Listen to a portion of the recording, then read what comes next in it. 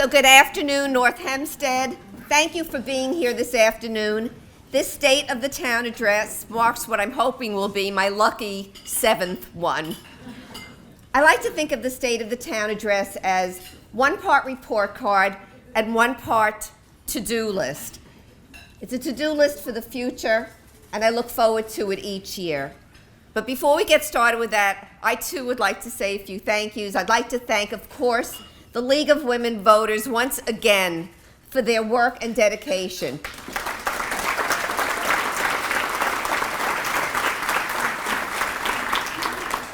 Particularly President of the League, Julie Meir, Luncheon Chair, yeah, let's hear it for Julie.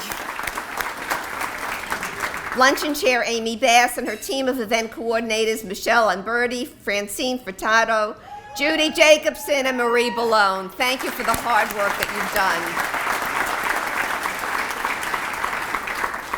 done. Amy said it, but it is so true. The League serves such an important role in bringing local, state, and national issues to our community. And we're all better informed citizens because of their great efforts. I'd also like to recognize an important historical moment.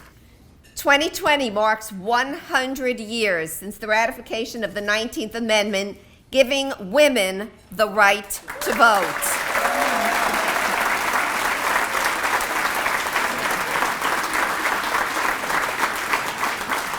So I'd like to say, well done, ladies. I wouldn't be here without your efforts. Thank you to those courageous suffragettes, I heard that, who helped give all women their voice. And to help memorialize this anniversary, the town will be partnering with the League in August for a garden party called Equality, and that's T-E-A, and the unveiling of a plaque to commemorate this very important occasion.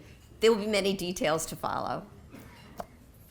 And I know there were other thank yous, but definitely a thank you to our great staff here at Harbor Links and to my staff who worked so hard, especially Rachel Brim, who, as of now, I know she's still running around trying to make sure that she has the names of everybody who's here, and for working with the League to coordinate this.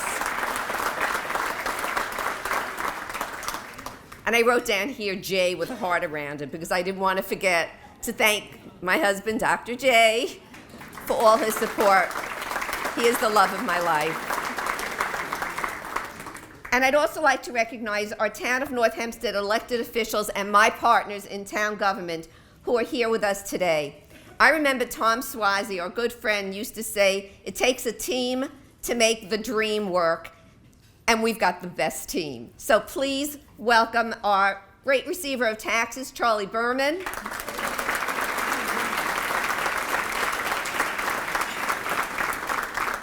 And if any of you wonder what Charlie does, if you came to our swearing in, you know.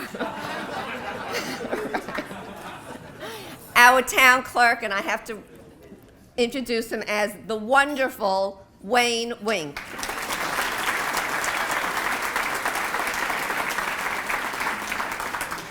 We have council member Viviana Russell.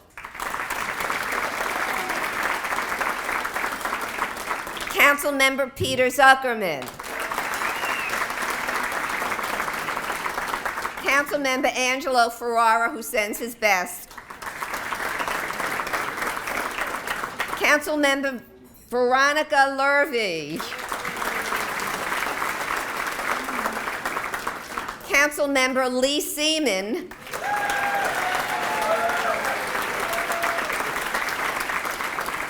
And our very newest council member, Marianne Delamonte.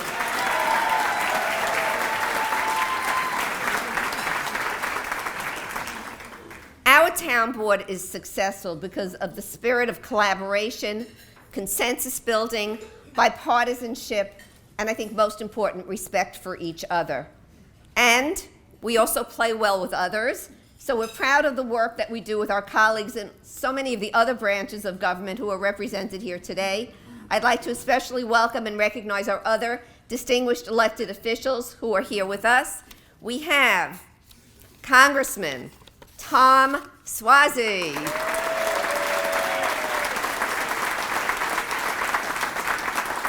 And he's part part of that team that makes the dream work. We have representing our great Senator Chuck Schumer, Garrett Armwood. There he is. He's kind of hiding, but he's too tall to hide. Okay. We have Magdalene Campbell representing Senator Kirsten Gillibrand. And Kevin Devlin representing Congresswoman Kathleen Rice. It's a great federal team. From the state, we have New York State Senator Anna Kaplan.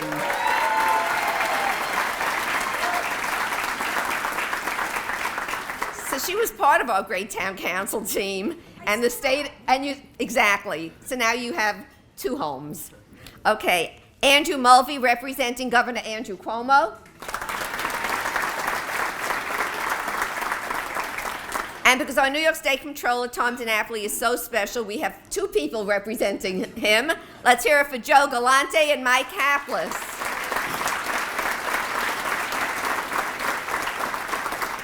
And we have Muskan Chowdhury representing Assemblyman Chuck Levine.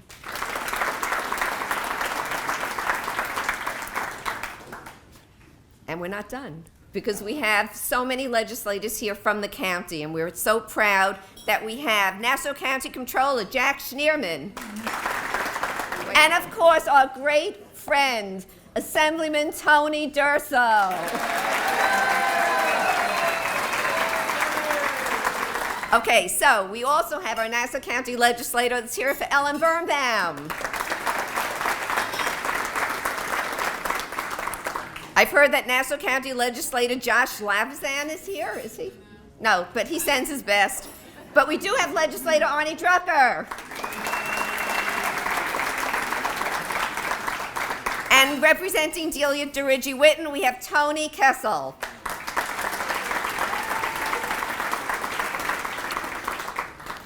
And we have so many village officials. We have Mayor Barbara Dono from the village of Planto Manor. Mayor Nora Hutchinson from the village of Baxter Estates. Mayor Paul Leon Peters from the village of Roslyn Estates. Mayor Bob Weitzner, village of Port Washington North. Mayor Paul Ehrbar from the village of Williston Park. There he is. Mayor Deputy Mayor Brian Harrington from the village of Flower Hill. Trustee Kay Ullman from the village of Sands Point. Trustee Frank Janice from the village of Flower Hill. And Trustee Randall Rosenbaum from the village of Flower Hill. We have school superintendents, special district commissioners. We certainly have the Port Washington Police in the room. Let's hear it for them. School board members, union leaders who I'm going to be introducing in a moment, including our own CSEA Long Island Region President, Nick Lamort. And we have John Carpenter here as well. Let's hear it. CSEA Unit 755 President Tom McDonough.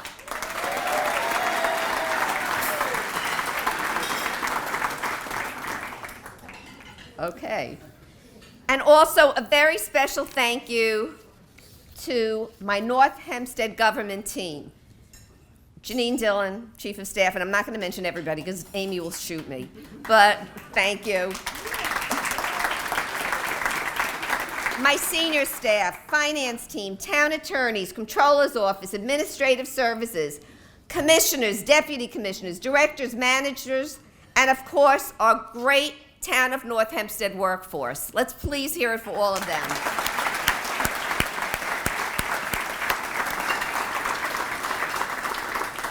Here's what I know for sure. Without the hard work of all these people, nothing I'm about to report could possibly happen. So we owe each and every one of them a great debt of thanks, and I thank you.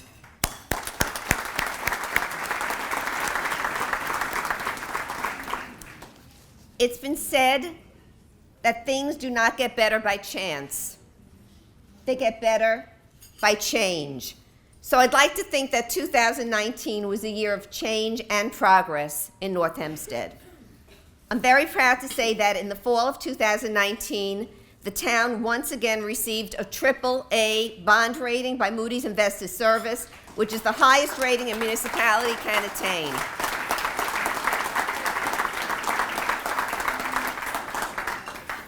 That was the 6th straight AAA rating we've achieved, and it's no small accomplishment. It's the result of conservative fiscal management, adhering to the state tax cap, and careful guardianship of taxpayer funds. And more good financial news. As the national debt goes higher, North Hempstead's goes lower. Yep, we've reduced our debt by $27.6 million since 2014. The town's fiscal stress score is 1.7, which is one of the lowest of any town on Long Island, according to data released by the Office of the New York State Comptroller. So putting that into a comparison, there are towns on Long Island with fiscal stress scores that are as high as 70 and above. So this further demonstrates North Hempstead's commitment to sound fiscal management. I am also, because I do this, I have to say that I forgot to introduce some people, so I'm going back to that part of the speech, and I won't be doing that again. So I do want to mention, I said Port Washington Police, but we do have Commissioner Angela Lawler Mullins with us. She was with us. Commissioner Tom Rice. Chief Robert Del Muro.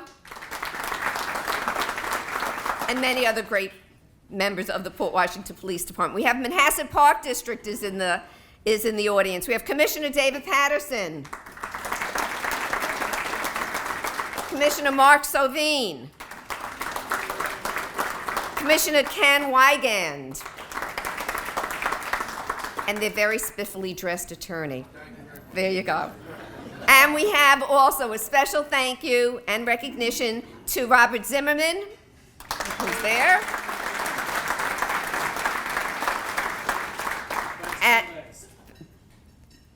It's not the last. And my brother, Bobby Kumar. Is he still there? No, but someone will, okay. All right. So, now I'm going to go back to the speech. So, we continue to keep North Hempstead's infrastructure updated and safe by designating more than $111 million towards our capital projects over the next 5 years. And that means each year we're putting in $4 million for road paving. This year we put in $1 million for sidewalks. Infrastructure isn't always sexy, but it's the stuff that we need to do to make sure that our town is safe and going forward in the right way. We have enhanced programming and amenities in our parks and at the Yes We Can Community Center, and we continue to offer our constituents convenient access to town services, such as extended hours at our building department and tax receiver's office. And we used a lot of ribbon this year for some very momentous occasions. We cut the ribbon on a spectacular 2 miles of new bike and hiking trails constructed by our partners at Climb, that's the Concerned Long Island Mountain Bicyclists, at no cost to taxpayers. It's a beautiful 2 miles of trail, and here's the good news. Another 4 miles are being developed as we speak. So this is really great news for people who like to bike and hike. And we didn't forget our canine friends as we opened the town's first ever dog park at Michael J. Tully Park. That's it. The new park is already a great success. It's bringing people together who share a common passion, their dogs. So if you know people with dogs, you know what I'm talking about. And it's also bringing all kinds of dogs together to play, to get some exercise. Last fall, around Halloween time, we actually hosted our first dog costume event at the new park, appropriately named Howl-a-Ween. It's very, very cute. The town was also the recipient of a new structure to house the northern bob white quail that we raise each spring in order to combat ticks in our parks without using toxic pesticides. Our quail program, done in partnership with Ranger Eric Powers, is now in its third year. We previously had to transfer our newly hatched quail, and we actually get quail eggs. They're kept in an incubator at the Yes We Can Community Center. There's a quail cam, so people can watch the quails as they're hatching, but they can't just get put out in the wild. So we now have a quail pen. So instead of the quails having to go to quail camp out in Suffolk County, they actually mature right here at our Clark Botanic Garden, thanks to Eagle Scout Daniel Riley, and it's really been amazing.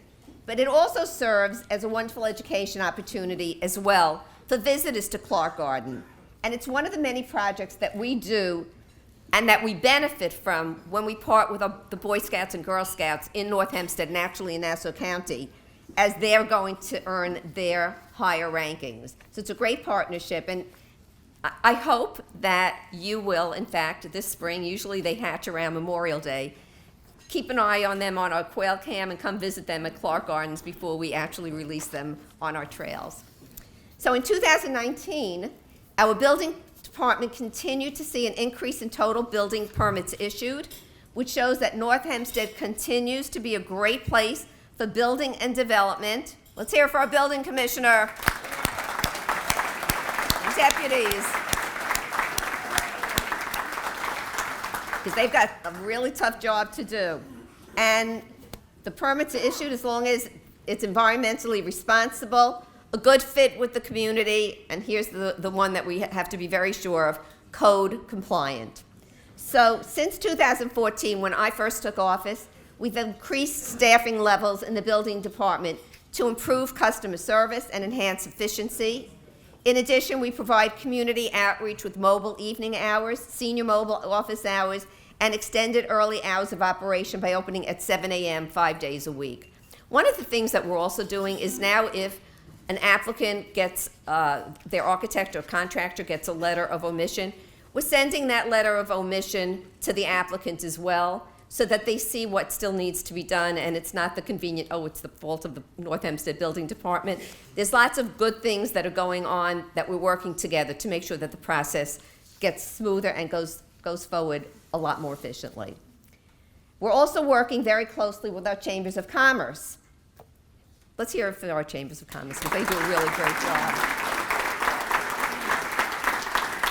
And we do this in an effort to revitalize our downtowns.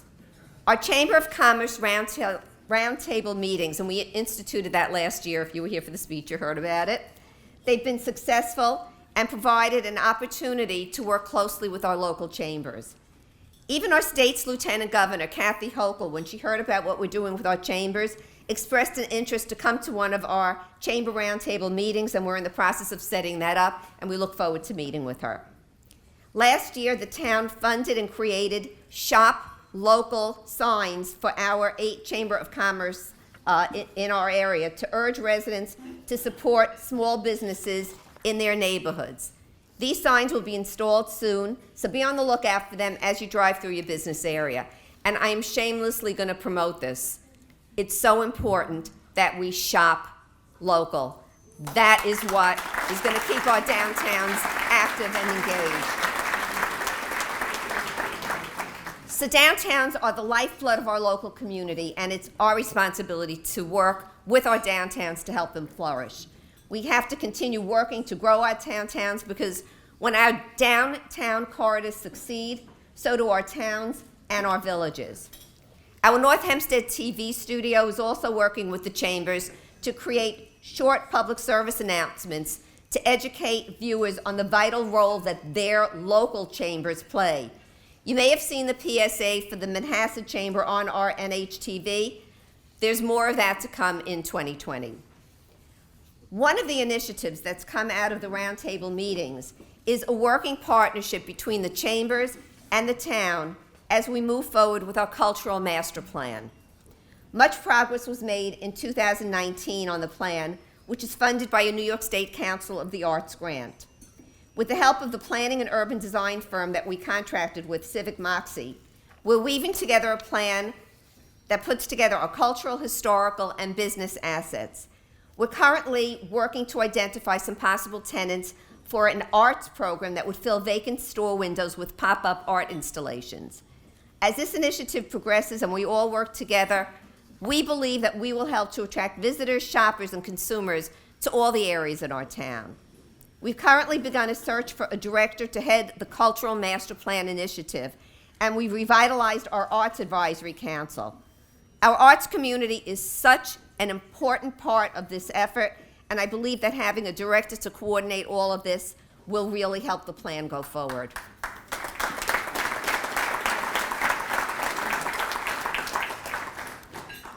So that was one grant. Then we had another grant. We call this grant the one that is a gift that truly keeps on giving. And that's the Civil Rights Grant that we got from the National Park Service.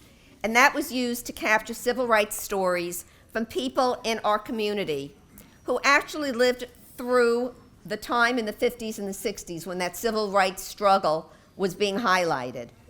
The result is a poignant film called Defining Moments, the Civil Rights Movement in North Hempstead.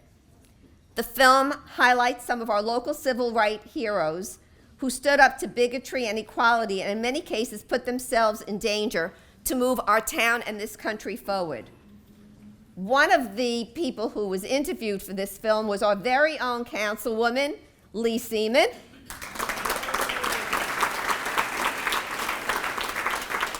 And I know Marge Rogatz is here somewhere, and she played a vital role in the film as well. To date, the film has been shown to hundreds of people and has also been shown at the Gold Coast International Film Festival, the Holocaust Memorial and Tolerance Center, and Farmingdale State College, and events sponsored by Erase Racism, the New York State NAACP, and various libraries and houses of worship.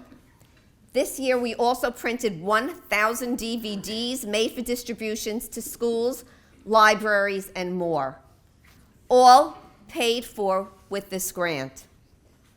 Housing discrimination and racial steering practices by real estate agents that were exposed last year by Newsday made me think again and again about an instance in our civil rights documentary in which activist Hazel Duke describes racial steering that happened to her back in the 1950s in Roslyn.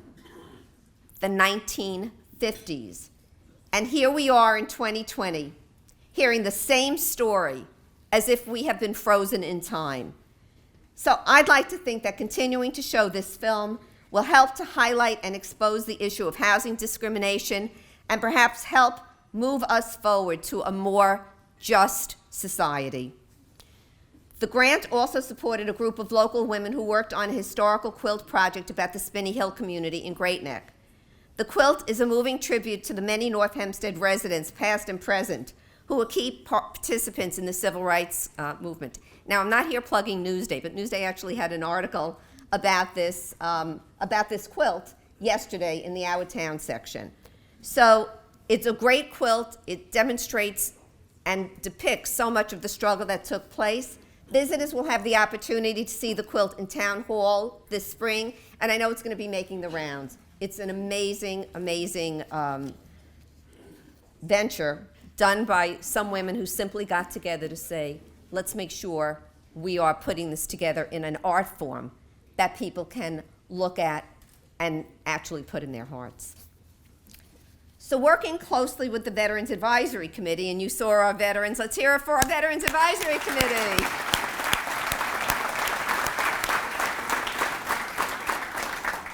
We have continued several significant initiatives, including the services of the Northport VA Medical Center's mobile unit, which is stationed at Clinton G. Martin 3 days a week, providing medical services to our veterans in their own backyard. The unit has administered, just in this past year, care to over 400 of our local veterans. In addition to providing physical therapy, podiatry, and primary health care, we also added blood work services this past year. Other initiatives for our veterans, and this is all done by that group of people who led us in the pledge. It has included waiving the adoption fees for any veterans wishing to adopt a dog at the town's animal shelter. Our Veterans Advisory Committee worked very hard to increase the number of local businesses offering discounts to veterans. We have so many of them now, and our chambers of commerces are also highlighting these businesses that are offering discounts to our veterans. And we ended the year, guess who that was? We ended the year by once again delivering about 250 boxes of clothing, toiletries, and other needed items to our vets at the Northport Medical Center. A special thank you to town employee Tom Devaney, there he is, for serving as a liaison to the advisory committee. And Suzette Gray and Joel Harris for their work on the holiday drive, because it was amazing collecting all of this, sorting it, and making sure that it was in shape to be presented to our veterans. One of my favorite parts of this is we're also partnering with schools so that you have school children being made aware of the need to say thank you to our veterans, for the need to understand the sacrifices that our veterans have made. So with every donation that's given to a veteran, that is accompanied with a card, a note from a middle school or high school age child saying, we're remembering you at this time. We thank you for your sacrifice. We thank you for what you've done. And we need to continue to make sure that they understand the need for that.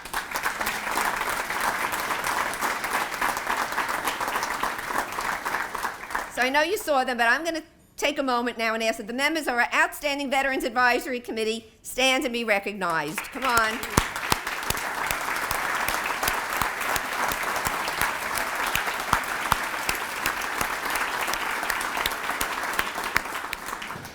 And I would also ask that anybody who is a veteran in the audience, if you could please stand so we can acknowledge you and thank you for your service as well.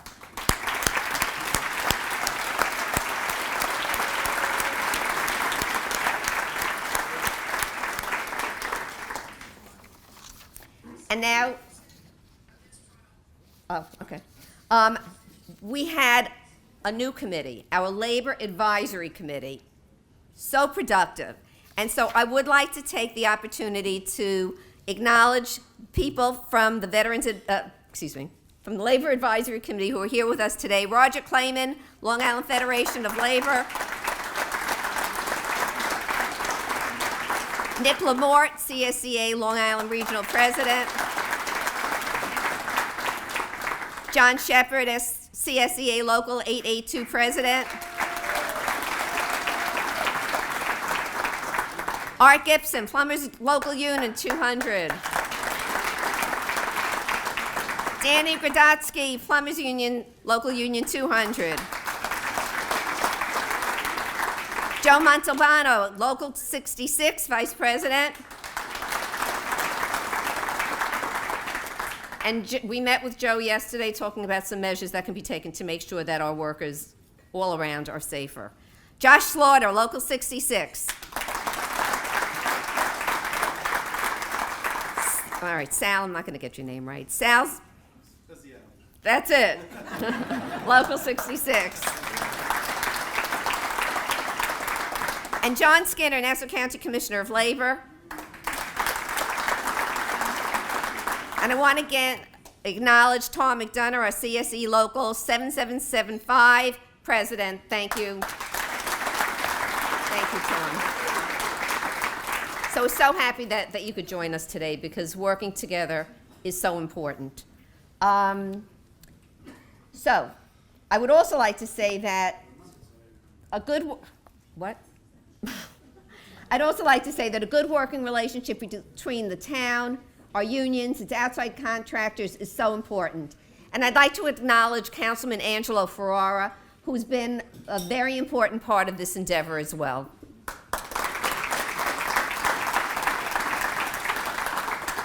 This past year, we advocated for stricter state building codes that would require plumbing contractors to have a license when doing work in a school facility.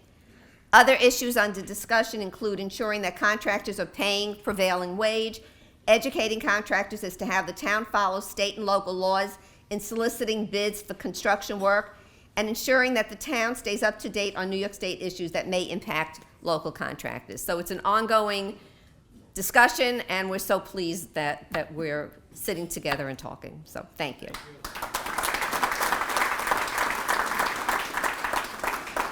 Our disability, we have advisory committees because we need advice. Our Disability Advisory Committee plays a vital role in standing up for those with disabilities in our town. The Disability Advisory Committee members concentrated on critical issues such as affordable housing opportunities, tax exemptions, and services for people with disabilities and their families. I thank all of you for your service, for your input.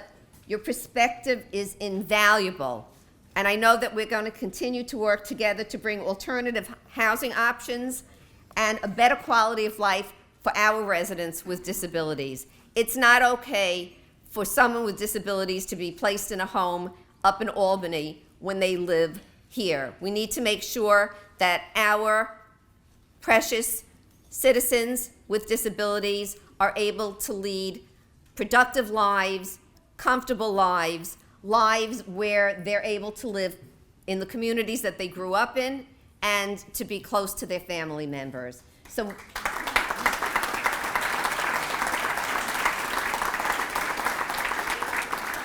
I would ask that the Disability Advisory Committee members please stand so we can recognize you for all your work.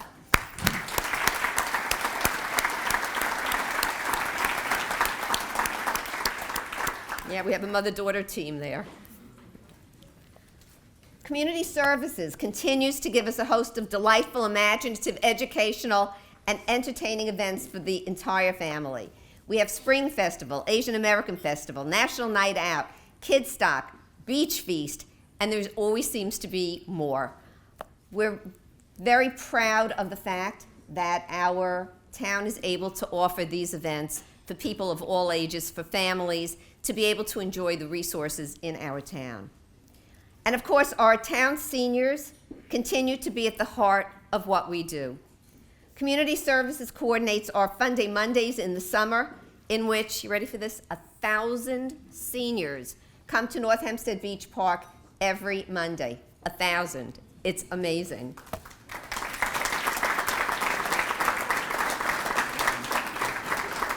And there are activities such as dancing, exercise classes, musical entertainment. There's a reading club, card games, mahjong, and I do see some money changing hands, but that'll be our secret. Mahjong, a farmer's market, and more, not to mention opportunity for seniors to just get together. It's such a wonderful way to spend the summer. I always say that when it's really the heart of winter and it's really dark and dismal and cold, that I think about Fun Day Monday, and I know that there's a summer day soon to come. I can't say it quite now, and I shouldn't be jinxing us, because right now our winter hasn't been that bad, but it's only the end of January, so I know we have plenty to look forward to. Our Project Independence is a nationally recognized senior program that offers dozens of weekly activities, free health screenings, as well as access to a top nursing staff, caring social workers, and basic handyman services. In 2019, we held our third biennial PI conference featuring dozens of vendors and useful and information-filled panel discussions. Project Independence also continues to provide hundreds of free taxi rides for our seniors for food shopping and discounted taxi rides to medical appointments. And by the way, that's not only for our seniors, that's also for our individuals with disabilities. They were able to piggyback on the program that was set up for Project Independence, so they as well have free taxi service for food shopping and very reduced taxi services for medical appointments. These services that are offered are key in enabling our seniors to maintain their independence so that they can age comfortably in place and stay in their homes. And that's the goal.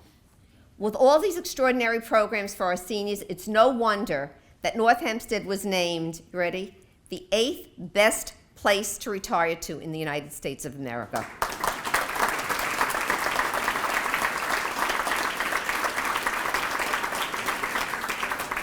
And that wasn't just the Commissioner Kimberly Corcoran Galanti saying it. That was said by Money Magazine. So, because Kimberly would have said it's the best.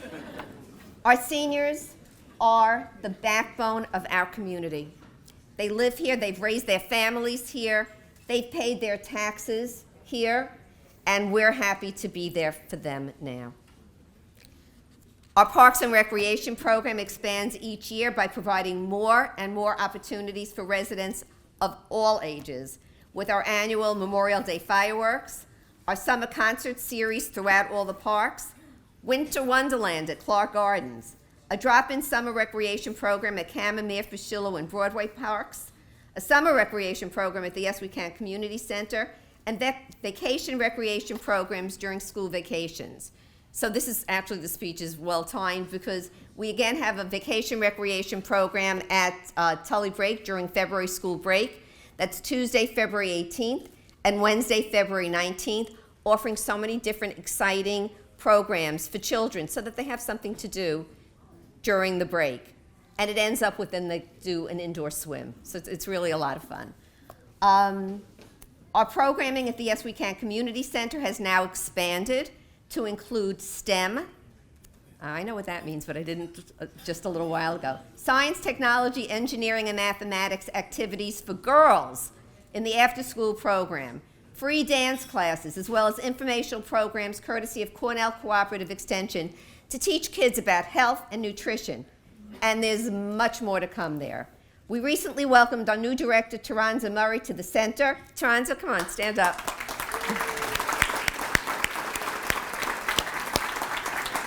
And we're looking forward to more great things coming from there.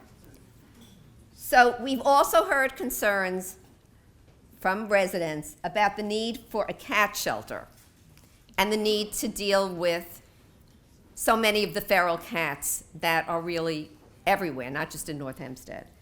We did award a contract to a firm that will that'll address the issue of finding a space for a cat shelter so that we can accommodate cats and expand the trap and neuter program. In the meantime, we've awarded the Port Washington Animal Hospital a contract for a voucher program. The town will pay for the voucher, and a resident can take a captured feral cat to the hospital using the voucher. This new voucher program will be our third active program to target the issue of feral cats. The new program will work alongside our mobile clinic and trapper services that's coordinated through our 311 call center. The new initiative will allow us to greatly increase the number of cats we're able to spay and neuter, and more specific details regarding our voucher program will be announced soon. But you know, we all face challenges. When you hear that there's a house that someone has 40 cats in it and they're not spayed and neutered, you can understand how that just grows exponentially. So we really need to see what we can do to make sure that our feral cat population is under control. They love it when I ad-lib. Okay, so we continue with our Not in Our Town initiative, which unfortunately is more necessary now than ever. This year we joined with dozens of youngsters at our Yes We Can Community Center summer program to declare ourselves upstanders and not bystanders to incidents of bullying. The campers watched a Not in Our Town film about bullying and the importance of being an upstander, held a discussion about that, what they could do, and it was great to hear how many of them knew about how it was important to be kind to each other, and if there was a situation, to go speak to someone in charge. So the message is getting through.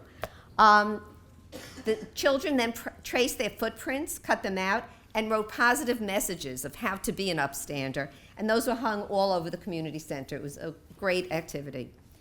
But with the latest rash of violent hate crimes, we cannot be complacent. We need to stand together in unity so that every resident in North Hempstead knows that they live in a town that will speak out against acts of anti-Semitism, Islamophobia, and any other act of hate and prejudice.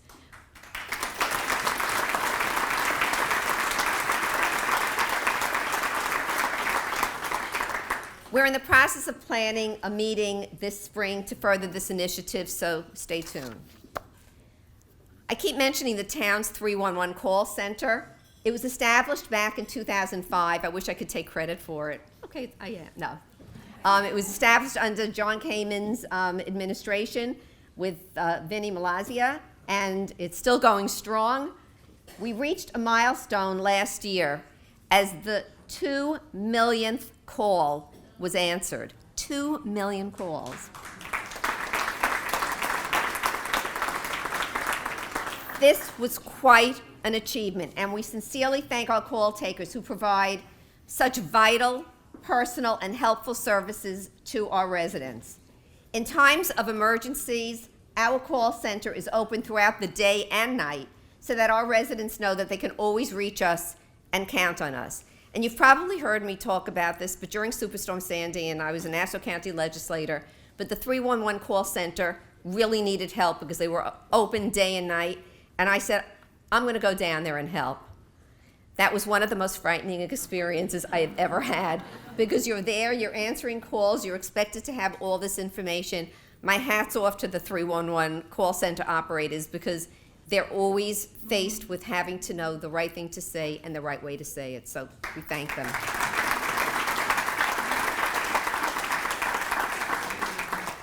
So we continue our wonderful partnership with the Long Island Nets, G League, as the team utilizes the town's Yes We Can Community Center NBA-sized basketball courts as its practice facility. It's really phenomenal.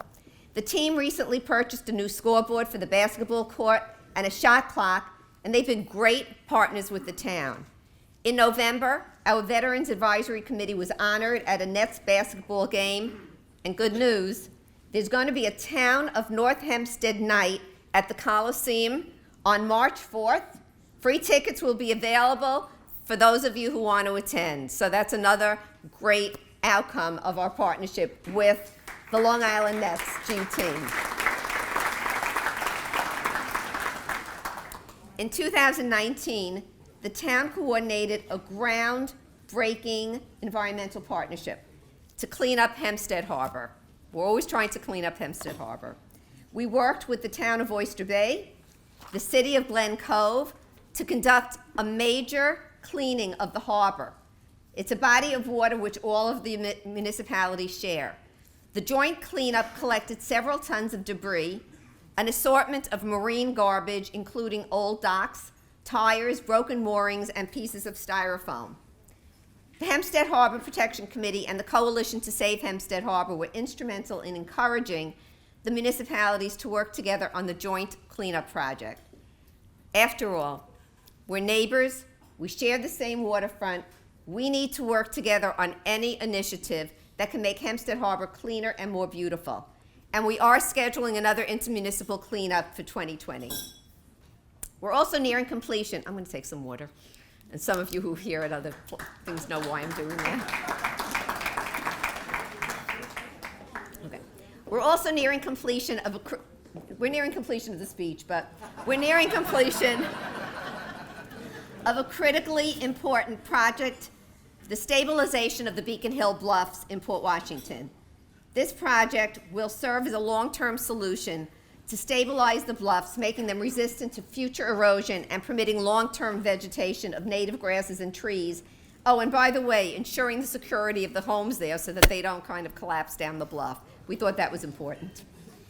So we also listened to our constituents whose quality of life has suffered from the incessant airplane noise and emissions from frequent low-flying airplanes approaching and taking off from nearby airports. We've attempted to work with the FAA, but we believe that they have consistently kicked the can down the road or just ignored our requests entirely. And so it was time to get their attention. The town has consulted with several of our mayors, particularly Mayor Michael Koblenz, and we see that this being impacted is something that we need to address. And I will say that our Councilman Peter Zuckerman has been a staunch advocate for us to take action on this. Thank you, Peter.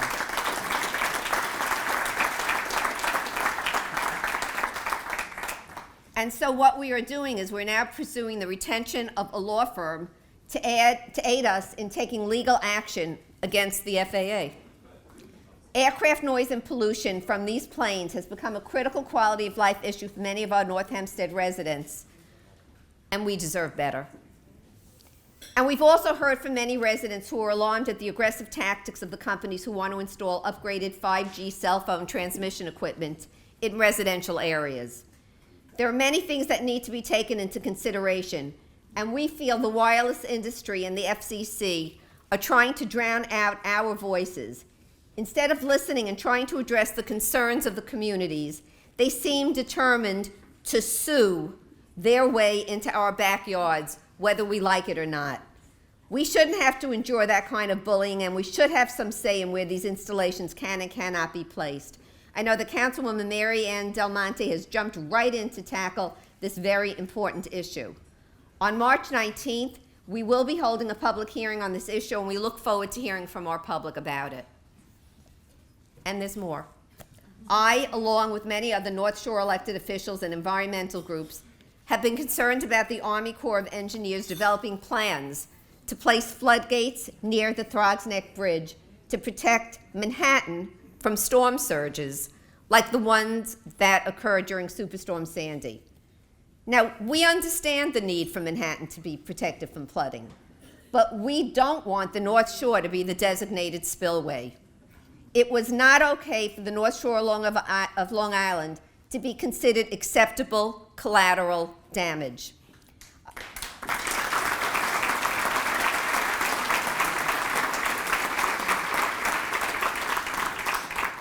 I've reached out to the Army Corps of Engineers to express my concerns and will be meeting with a representative on February 26th to request a study of the possible impacts their proposed options would have on the town.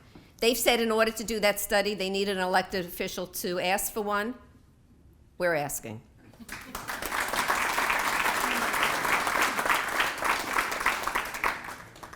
The aircraft noise, 5G networks, and the floodgates are all examples of how local governments are being compelled to take on issues that should be dealt with on the federal level. So whether it's the FAA, the FCC, or the Army Corps of Engineers, we're looking to our federal government to once again help us, as they've helped us so often in the past, to represent our needs here on the local level. And I'm hoping that we can count on them.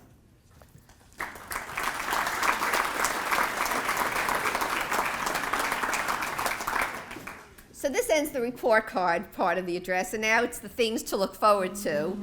And you'll see that there's a lot of overlap because our town's work is always evolving. It's never so easy as we did this and then next year we'll do that. There's always overlap, and you'll hear about that. Our much anticipated North Hempstead Beach Park redevelopment project is moving forward to the engineering design stage after a 2-year visioning process. This park on the waterfront has always possessed the potential to be a beautiful recreational destination that all residents can enjoy, and today we are closer to that reality. Some of the first stage projects will include renovations to the promenade, improvements to the parking lot, the addition of kayak launches, and the construction of a year-round restaurant concession in order to bring in visitors to the park. We'll be awarding the RFP for the design and permitting phase of the project at the February 27th Town Board meeting. Whitney Pond Park in Manhasset will also be the subject of a revisioning this year as we form a visioning committee comprised of members of the community to help us determine how to make better use of this park. Councilwoman Veronica Lurvy is spearheading this effort, and I know we're going to go forward and do great things there. Yeah, let's hear it.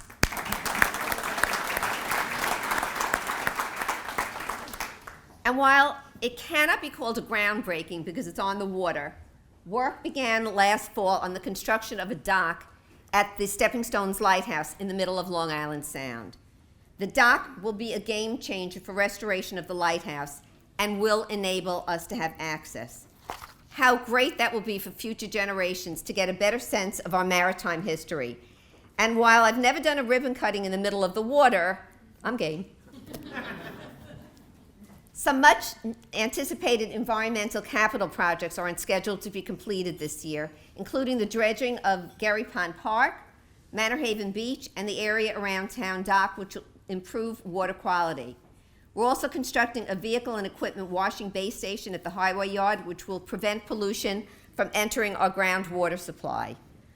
I'm especially excited about a project going on right now, and I think I even spoke about it last year, that will develop a water management system using storm water collected at both the Solid Waste Management Authority landfills and at Harbor Links Golf Course to help address water conservation concerns at the golf course.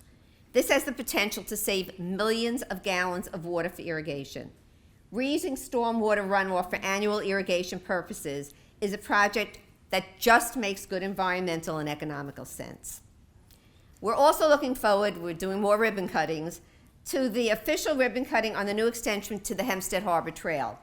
This newest addition adds about another mile to the trail, making the length of the trail almost 2 miles. It's really a beautiful walk. Jay and I took a walk on the trail, it was a few weeks ago, and I have to tell you, it is absolutely amazing. It meanders along the waterfront, and I know that it will quickly become one of the most popular recreational destinations of our town. The extension now brings the trail all the way to Roslyn.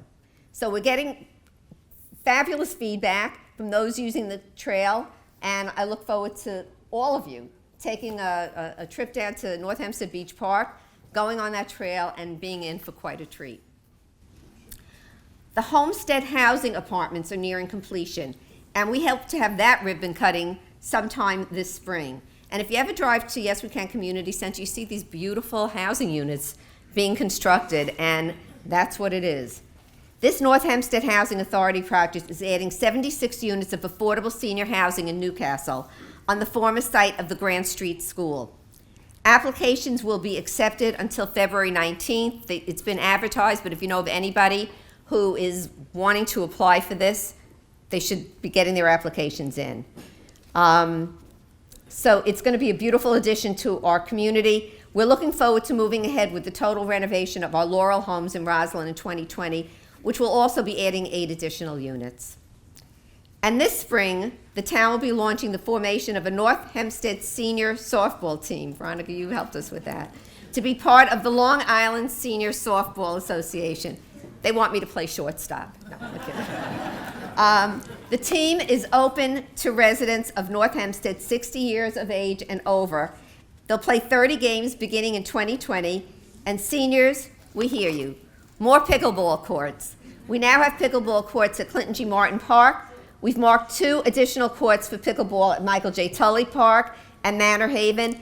And if that's not enough pickles for you, we're looking to adding a court at Whitney Pond Park in 2020. Our 53 beautiful parks add to the quality of life for all our residents. And this year is one of our more ambitious new initiatives. We will be unveiling a program that will keep our parks in peak condition, while also providing accountability for our parks and transparency for our residents. We call it our Park Enhancement Assessment Program, or PEAP. And it will help us measure the conditions of our parks on a regular basis. Everything from safety issues and the maintenance of equipment and sidewalks to cleanliness and the conditions of the fields. It'll be modeled after a similar program in New York City, and I want to thank our new Parks Commissioner, Arnice Foster Hernandez, for implementing this initiative. Let's hear it for Arnice.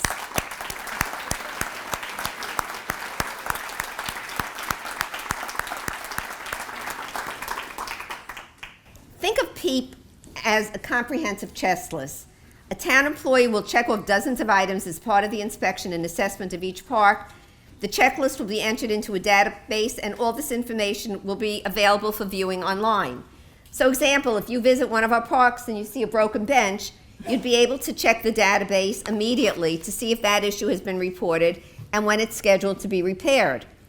And if it's not on the list, you can report it. So it will make the evaluation of parks an open book, and it will be a wonderful back and forth between our Parks Department and our residents so that we're working together. I always say our residents are our eyes and ears, and this is just another way for them to continue doing that. I truly believe that this new initiative will make visiting any of our wonderful parks a more gratifying experience. So you see, you're never too old to get a report card. And we're looking forward to the launching of our software system called Citizen Serve. Throughout 2020, the town will begin migrating many of its departments to this new system, starting with the building department. It's a modern, intuitive, and easy way to employ technology into our system. With Citizen Serve, we'll have the opportunity to manage the entire permit and licensing system online, from application of permits to intake, through plans review, and on to inspections. It will allow for online scheduling of appointments, professional license and permit expiration notices, and renewal reminders. It provides complete customer care to help our town provide online services to our residents, and will help to provide our building department and other departments with the most current and efficient technology. In 2009, North Hempstead passed a resolution, that was a while ago, to become a certified climate smart community. And that's a program providing guidance to local governments on best practices for mitigating and adapting to climate change. It's our goal this year to work toward achieving a higher level of certification to become a bronze certified climate smart community. The town has completed many actions thus far, but we could do more. Yeah, we should applaud for that, because that's a really big initiative. So that's going to include tracking energy usage of town buildings. That's something we've been encouraged to do, and we're going to be doing it. To increase charging stations for electric cars, with the possibility also of implementing an electric car share program. We're talking about that. And searching for possible location sites for solar panels.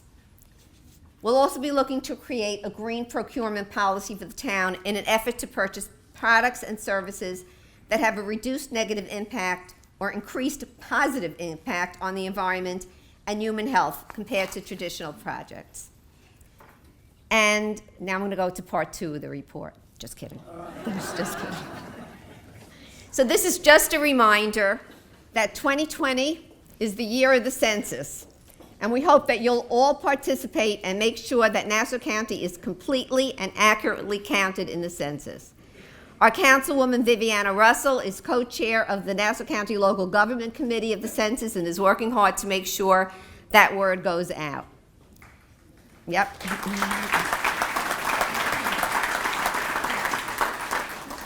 The decisions made based on the information obtained from the 2020 census will affect the quality of life for the people on Long Island for the next 10 years. So it's our responsibility as a town and as members of the greater Long Island community to ensure every person is counted so that we all receive proper resources and congressional representation. So next year is going to be a year of exciting initiatives and forward movement for our town. We have a great team working to make these plans a reality. You've placed your trust and confidence in me as your supervisor, and I don't take that lightly. It's truly an honor to serve. The residents of North Hempstead are among the most educated, enthusiastic, and civic-minded citizens I know. I'm proud to work together with all of you, with our great labor force, with all of you as partners in government. A 20th century Japanese author, Akutagawa, said it best and so eloquently. Individually, we are a drop. Together, we are an ocean. So just imagine what we can do by working together. Thank you. God bless you all, and God bless our town and the United States of America.